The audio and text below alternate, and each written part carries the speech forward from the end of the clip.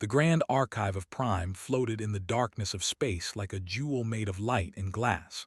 It was old, older than most civilizations that now sent their scholars to study within its halls. The station stretched across 3,000 kilometers, and every corner of it held books, scrolls, data crystals, and knowledge gathered from 100 different worlds.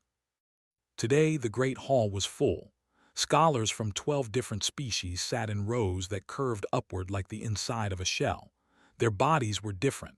Some had scales, some had feathers, some had no solid form at all and floated in containment fields.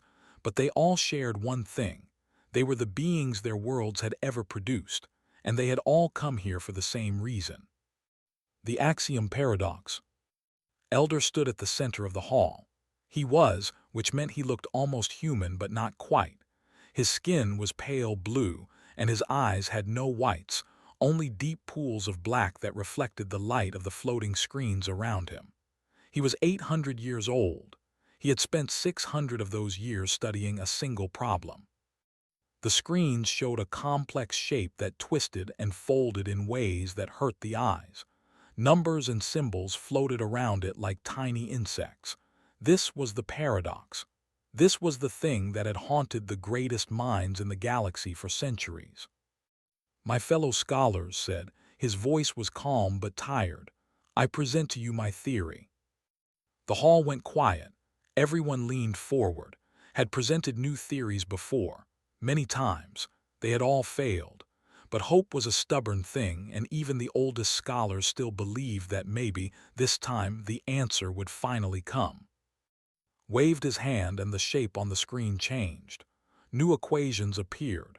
He spoke for almost an hour, explaining each step, each calculation, each tiny piece of logic that had led him to this moment. When he finished, he lowered his hand and waited. The silence was heavy.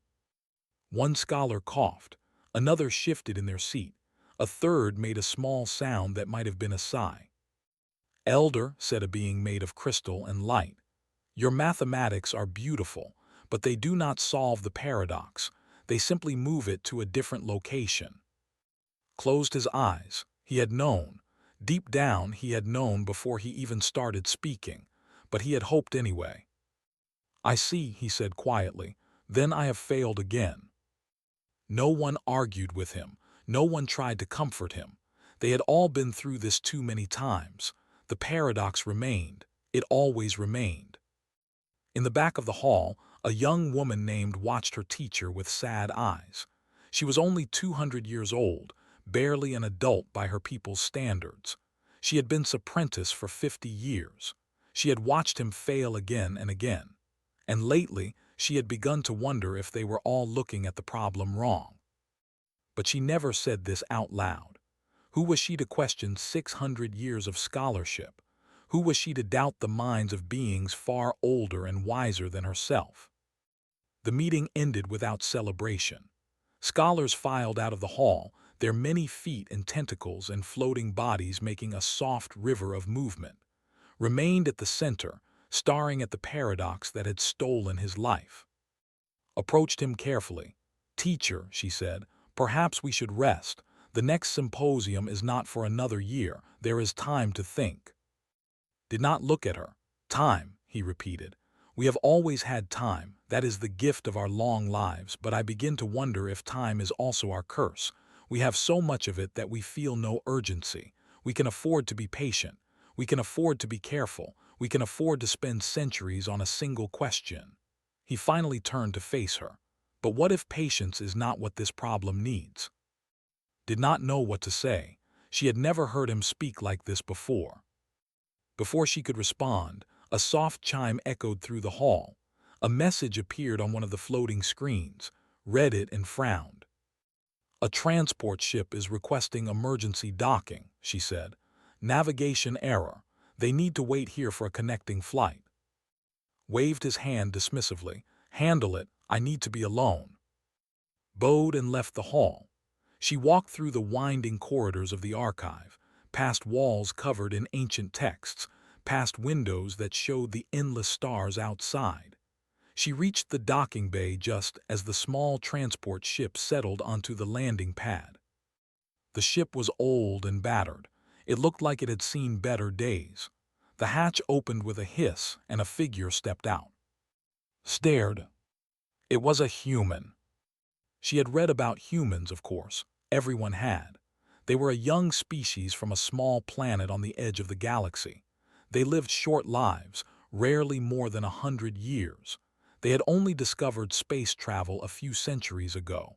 By galactic standards, they were practically infants. This human was male, young even by human standards. He had black hair that stuck up in messy directions and tired eyes that suggested he had not slept well. He carried a bag over one shoulder and a worn notebook under his arm. He looked around the docking bay with the expression of someone who had absolutely no idea where he was. He said, "Hi, I think I'm in the wrong place."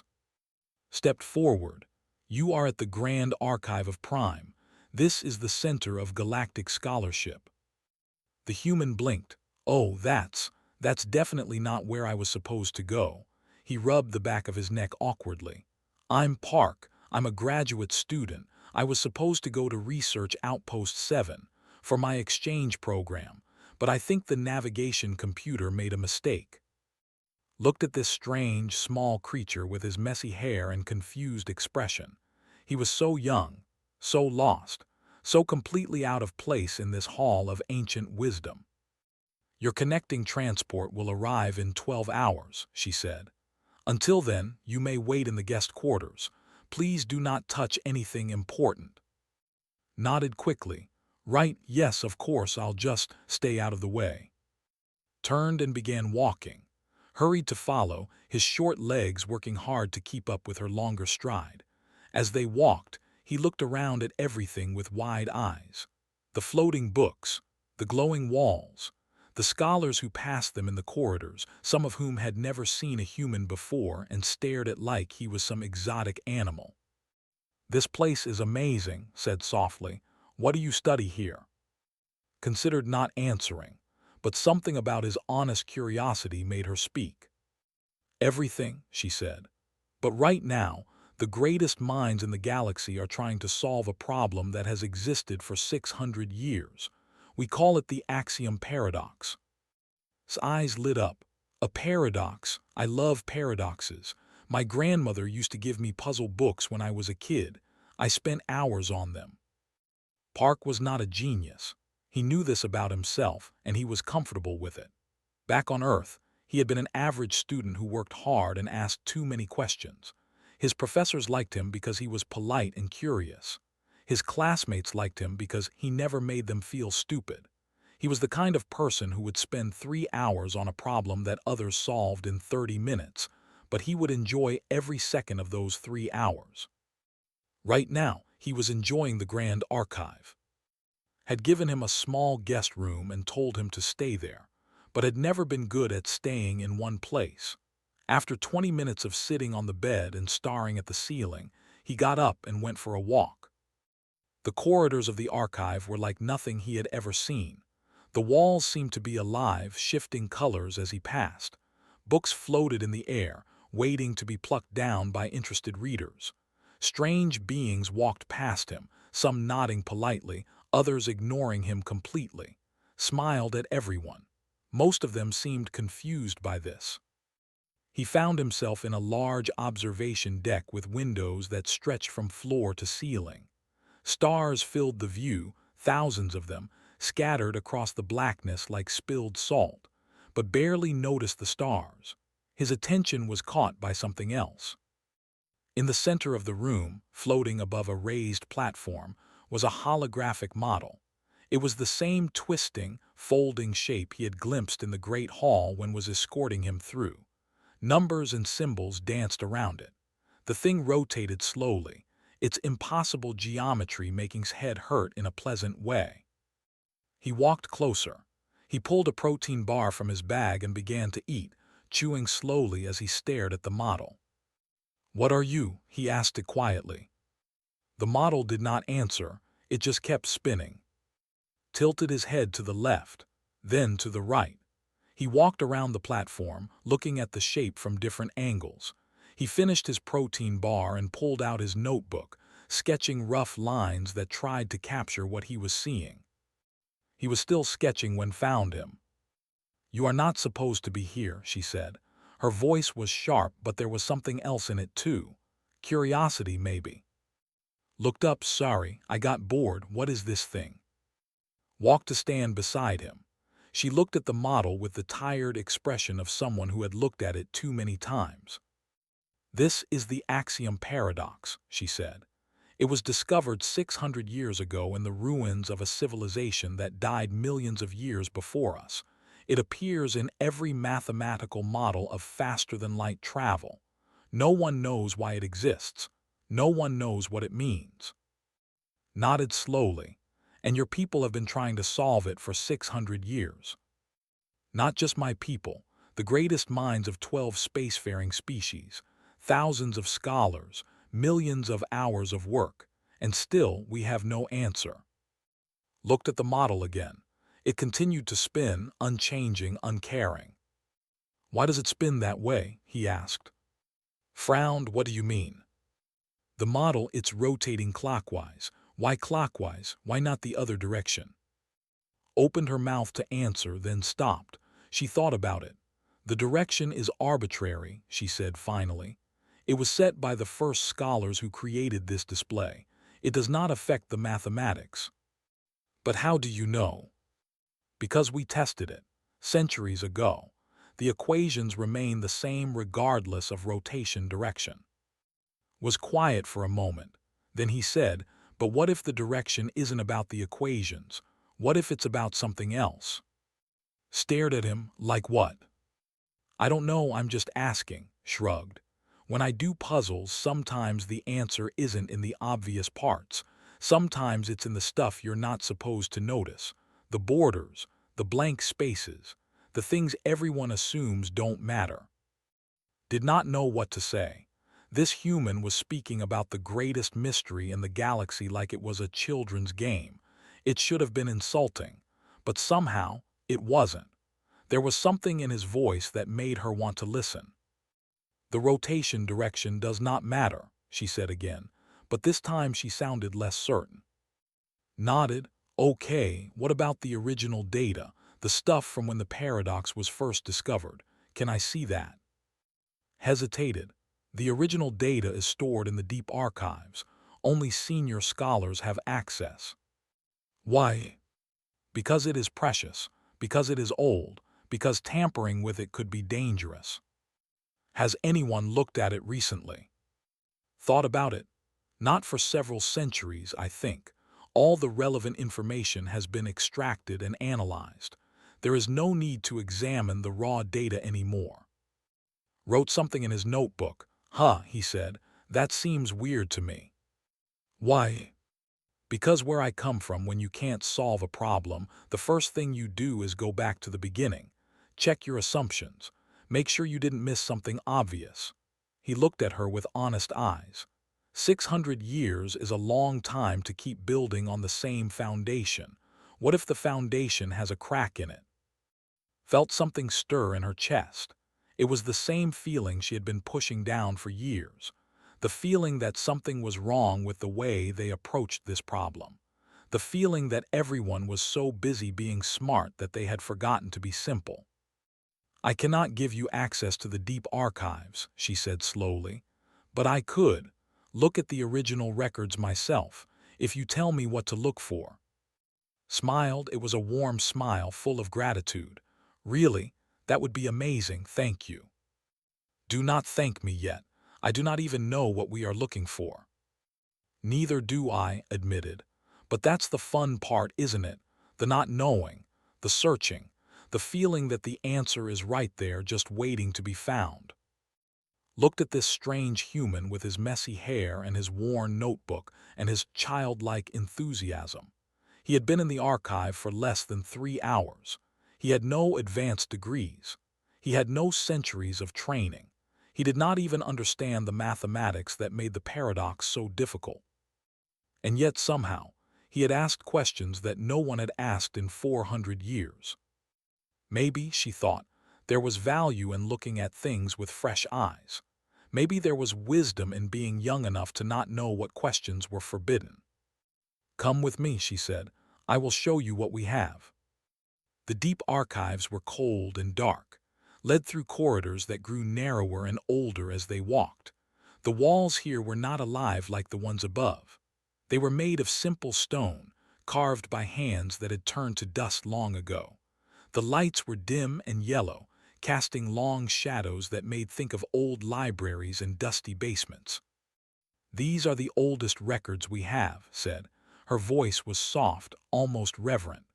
"Some of them are millions of years old. They were collected from dead civilizations, preserved by scholars who came before us." Looked around with wide eyes. "This is incredible. It's like walking through history." Stopped at a large door made of dark metal. She placed her hand on a panel, and the door slid open with a low hum. Inside was a small room filled with glowing crystals, each one containing data from a different era. "The original discovery records are here," she said. "The team that found the axiom paradox stored everything in these crystals, their observations, their initial theories, their raw data." She selected a crystal and placed it on a pedestal. The air above it flickered, and then images appeared. Star maps, mathematical equations, notes written in a language that had been dead for thousands of years, automatically translated by the archive systems. Leaned forward, studying the images. He did not understand most of the mathematics, but he could follow the basic structure. The discovery team had found something strange in the ruins of an ancient civilization, something that did not fit any known model of physics. They had recorded everything they saw, hoping that future scholars would understand what they could not. "Can you search for any mentions of location?" asked. Touched the pedestal and the display shifted. A list of references appeared. "There are many," she said. "The paradox was found in a specific ruin on a specific planet. That location has been studied extensively." "What about other locations? Did they find the paradox anywhere else?" Frowned. "I do not think so. The paradox exists only in the mathematics. It is not a physical object." "Just check, please." Searched for a moment. Nothing happened. Then her eyes widened. "That is strange," she said slowly. "According to the original notes, the discovery team detected the paradox in 2 separate locations. Not 1, 2. Felt a spark of excitement. 2. Where was the second one?"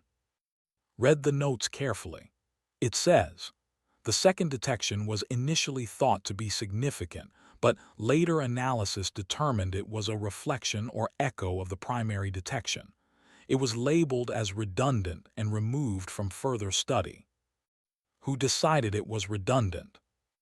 "The first council of scholars, 600 years ago. They concluded that the second location added no new information." Was quiet for a moment. He stared at the glowing display, his mind working. "But they never actually went to the second location, did they? They just assumed it was unimportant." "Checked the records." "No," she admitted. "They never visited the second site. Resources were limited and the primary location was deemed more valuable." Grabbed his notebook and started writing. "Where is the second location? Can you find the coordinates?" Searched through the old data. It took several minutes, but finally she found what she was looking for. "Here," she said. "The second detection was in a region of space called the Hollow. It is a vast area of darkness between galaxies. Nothing lives there. Nothing has ever lived there." "Perfect place to hide something," muttered. Stared at him. "Hide something? What do you mean?" Looked up from his notebook. "I don't know yet, but think about it. You have a paradox that appears in 2 places. Everyone focuses on the first place and ignores the second. What if the second place is actually the important one? What if the first place was just meant to get your attention?" Shook her head. "That does not make sense. The mathematics are the same in both locations. There is no difference in the data." "There's no difference in the data that you looked at," corrected gently. but you stopped looking at the second location. What if there's something there that the data didn't capture? What if you have to actually go there to see it? Before could respond, the door to the archive opened. Elder stood in the doorway, his black eyes reflecting the dim light. He looked then at the glowing display. "What is happening here?" he asked. His voice was cold. Stepped forward. "Teacher, we were examining the original discovery records. The human had some questions about the data." His gaze fell on. There was no warmth in it. Questions. What kind of questions could a primitive species possibly ask that we have not already considered? Did not flinch. He had been called worse things back home. "I was asking about the second detection site," he said.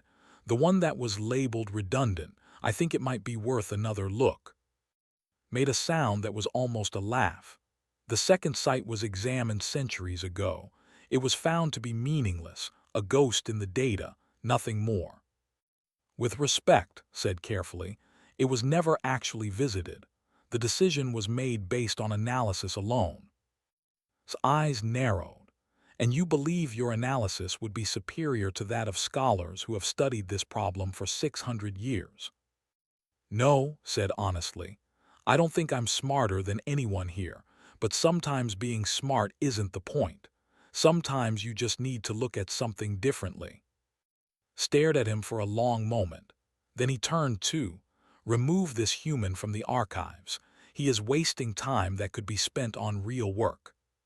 Hesitated. "Teacher, what if he is right? What if we miss something?" "We missed nothing," said firmly. "The axiom paradox is a mathematical problem. It requires mathematical solutions, not wild guesses from a species that learned to make fire only a few thousand years ago." He turned and walked away, his footsteps echoing in the stone corridor. "I am sorry," she said quietly. "He is not usually so harsh. The failure today, it hurt him deeply." Nodded. "I understand. 600 years is a long time to spend on something without getting anywhere." He put his notebook away. "But I'm not done yet. I have a few more hours before my transport leaves. Can I keep looking at the data, even if it's just on my own?" Hesitated. She was risking her position, her future, everything she had worked for. But she looked at his eyes and she saw something there. Not arrogance, not foolishness, just pure, honest curiosity, the desire to understand, the willingness to be wrong if it meant getting closer to the truth. "I will help you," she said, "but we must be careful. If Elder finds out, there will be consequences."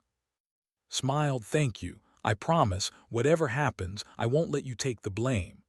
Station's clock showed 11:47 when stopped writing. He had been working for hours. His notebook was filled with sketches and arrows and circled words. Empty protein bar wrappers littered the floor around him. His eyes were red from staring at screens, and his hand was cramped from holding his pen too tight. But none of that mattered, because something had just clicked in his head. He said, his voice was strange, quiet, almost scared. Looked up from her own research. She had been running calculations on the second detection site, trying to find anything that the original team might have missed. "What is it?" Stared at his notebook. Then he looked at the holographic display of the paradox, still spinning slowly above its pedestal. Then he looked back at his notebook. "I think I know what this is," he said. Felt her heart skip. "What do you mean, you solved it?" "No, I don't think it's meant to be solved, not the way everyone's been trying to solve it." Stood up and walked to the display. He moved his hands through the floating numbers, watching them scatter and reform. Everyone's been treating this like a problem, like there's something wrong with the mathematics that needs to be fixed. But what if there's nothing wrong at all? What if it's working exactly the way it's supposed to? Shook her head. "The paradox creates contradictions in every model of faster-than-light travel. How can that be intentional?" "Because it's not a paradox," said, "it's a key." The word hung in the air between them. "A key," repeated. "A key to what?" Pulled up his notebook and began to explain. "On Earth, we have these things called treasure maps. They're old drawings that show you where something valuable is hidden. X marks the spot. You follow the map, you find the treasure. I fail to see the connection. The paradox appears in two locations, right? The first one is obvious. Everyone found it. Everyone studied it. But the second one was ignored because it seemed redundant. Drew two dots on a piece of paper. 2 points define a line. But what if these 2 points aren't just random? What if they're reference markers? He drew a line connecting the dots, then extended it beyond them. If you draw a line between the two detection sites and extend it outward, it points to a specific region of space. A third location. One that nobody ever thought to look for because they were too busy arguing about the first two.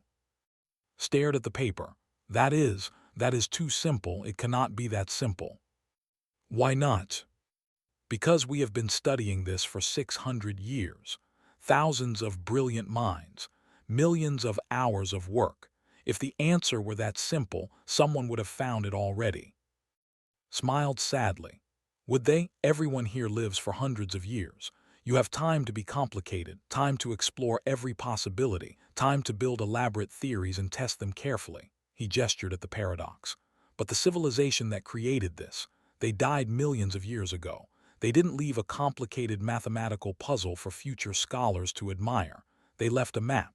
A simple, stupid map. And everyone was so busy being smart that they forgot to just follow it. His hands were shaking. She turned to the console and began entering coordinates. If you are right, she said, her voice trembling, if there is actually something at the third location, then the paradox isn't a mystery at all, finished. It's a message, an invitation, someone wanted to be found. The calculations took only seconds. The console displayed a star map showing the two detection sites and the line extending from them. The line passed through empty space for millions of light years until it reached a small point in the darkness between galaxies. The console beeped. Stared at the screen. Her face went pale. There is something there, she whispered. The long-range sensors are detecting a massive structure at those exact coordinates. Artificial, millions of years old. Felt his knees go weak. He had been right. He had actually been right. The door burst open. Elders stormed in, followed by several other senior scholars. Their faces showed anger and confusion and fear all mixed together. "What have you done?" demanded. "The sensor arrays are going wild. Every alarm in the archive is ringing. What did you do?" Stepped forward. Teacher, the human solved it. He solved the axiom paradox. Stared at her like she had grown a second head. "That is impossible." "Look at the screen," said. The paradox was never a mathematical problem. It was a coordinate system. 2 reference points marking a third location. The ancient civilization that created it wanted someone to find them. They just didn't expect it to take this long. Walked to the console. He looked at the coordinates.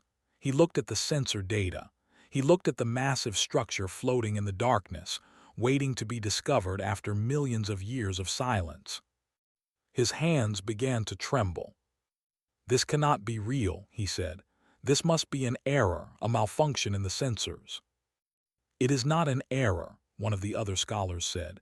His voice was hollow with shock. "I have confirmed the readings from 3 separate arrays. There is something there, something enormous." Turn 2. The anger in his eyes had faded, replaced by something else. Something that might have been wonder or might have been despair. "How?" he asked. "How did you see what none of us could see?" Shrugged awkwardly. "I didn't see anything special. I just asked different questions. Where I come from, when something doesn't make sense, we don't spend 600 years analyzing it. We step back and look at the bigger picture. Sometimes the answer isn't in the details. It's in the shape of the whole thing." The room fell silent. Scholars who had devoted their lives to this mystery stood frozen, trying to process what had just happened. 6 centuries of debate, thousands of theories, millions of hours of work. Solved by a graduate student before lunch. Looked at the clock on the wall. 1147, had been in the archive for less than 12 hours. He had spent maybe 4 of those hours actually working on the problem. She started to laugh. She could not help it. The absurdity of it all was too much to contain. Looked at her with concern. "Are you okay?" "I am fine," she said through her laughter. I cannot believe this is happening. 600 years, 4 hours. How is this possible?" Smiled. "I guess sometimes the universe just needs someone who doesn't know any better." News spread through the archive like fire through dry grass. Within an hour, every scholar on the station knew what had happened. Within 2 hours, messages were being sent to governments and councils across the galaxy. Within 3 hours, ships were already being prepared to travel to the newly discovered structure. And through it all, Park sat in a quiet corner of the observation deck, eating another protein bar and watching the chaos unfold around him. The great hall was packed with beings from every corner of known space. Holographic displays showed the structure that had been hidden for millions of years. It was massive, larger than most moons, shaped like a spiral that curled inward on itself.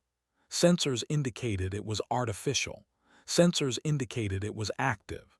Sensors indicated it was waiting. Elder stood at the center of the hall, but for the first time in his long life, he was not the one speaking.